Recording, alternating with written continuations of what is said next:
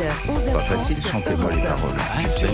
Non. Thomas Hill. Et alors on démarre cette émission avec le journal des médias de Julien Pichenet, le revenant. Et alors on commence avec les audiences marquantes du week-end samedi soir.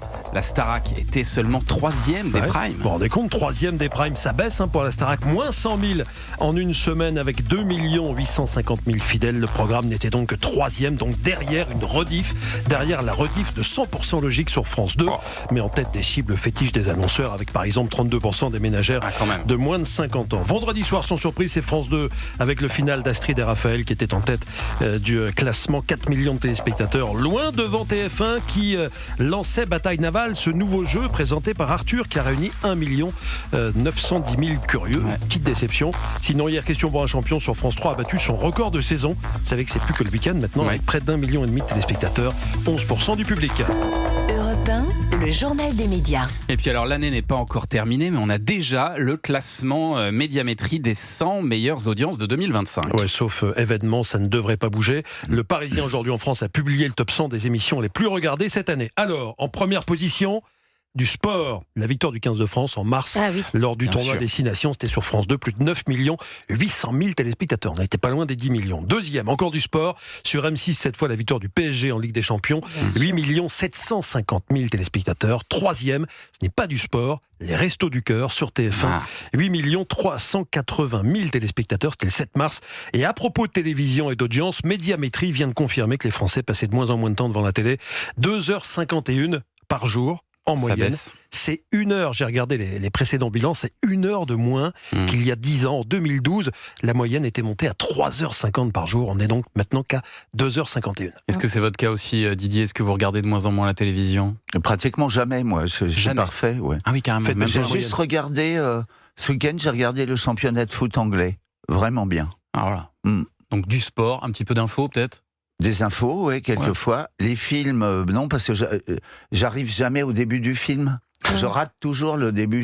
C'est pénible. Ça me fatigue, comme je sais pas faire le podcast et le replay, le machin, tout ça. Je laisse tomber, je vais lire un livre et c'est pareil. Un film en podcast, c'est pas terrible en plus. On va pas se mentir. Allez, on revient sur les actus du week-end maintenant avec cette nouvelle victoire de la France à l'Eurovision Junior.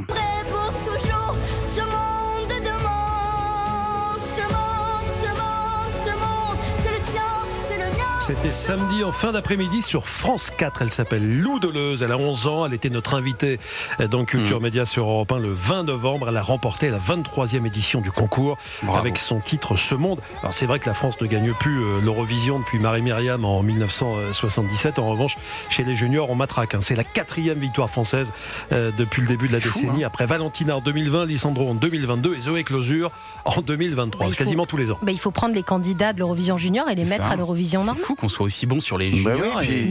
Dans 10 ans, elle sera super, la petite Lou. Elle est géniale, franchement, grande chanteuse Lou Deleuze. On avait adoré pour les son passage. 50 ans, pour 2027, ils peuvent faire un geste pour nous laisser gagner. Ça fera 50 ans. Soyez sympa. On gagnerait une fois tous les 50 ans, tu vois. Non, mais il faut envoyer Didier. Bien sûr. En fauteuil à roulette, évidemment. Allez, on reste à France Télévisions et le groupe a été condamné à verser près d'1 demi-million d'euros aux anciens coprésentateurs de l'émission des chiffres et des lettres. Après des mois et des mois de procédure, le Conseil des prud'hommes a tranché sur les cas de Bertrand Renard et d'Ariel Boulin-Prat, tous deux licenciés par le groupe en 2022. France Télévisions devra verser respectivement 230 000 et 220 000 euros d'indemnité au duo qui a présenté des chiffres et des lettres quand même pendant 47 ans pour Bertrand Renard, 36 ans pour Ariel Boulin-Prat.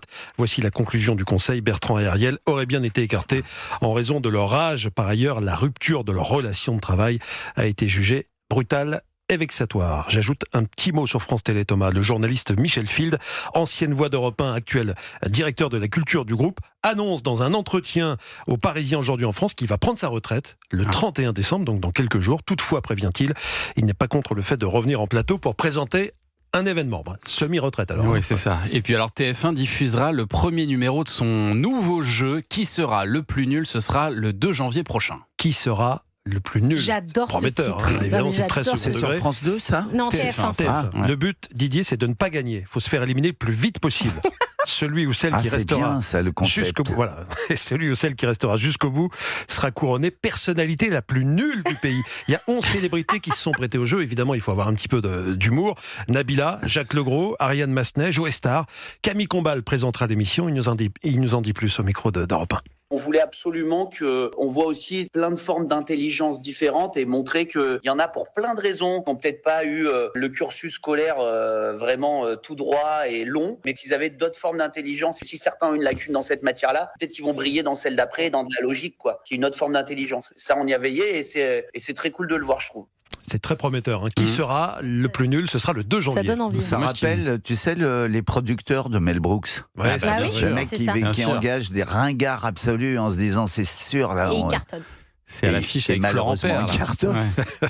Allez, une info podcast pour finir ce journal des médias, Julien. Les 22 épisodes de la saison 2 d'Ivanhoé sont en ligne depuis ce matin sur le site et l'appli Europe 1. Ivanhoé, série adaptée bien sûr du roman d'aventure de Walter Scott, considéré comme le premier roman d'aventure et qu'Europe 1 avait produite en 1961. Elle a été entièrement restaurée par nos équipes et par Sébastien Guidis. Dans cette saison 2, nous sommes en plein tournoi d'Ashby. Écoutez un extrait. C'est un mauvais jour pour l'Angleterre. Moi, Si quand on j'étais combattait gosse, encore avec les armes de mon temps, je suis mieux préparé que toi à rencontrer la mort. Vraiment, cette nuit tu dormiras au paradis. Grand merci pour ta courtoisie. Voyons un peu qui osera l'arrêter parmi ces Saxons. Qui osera l'arrêter?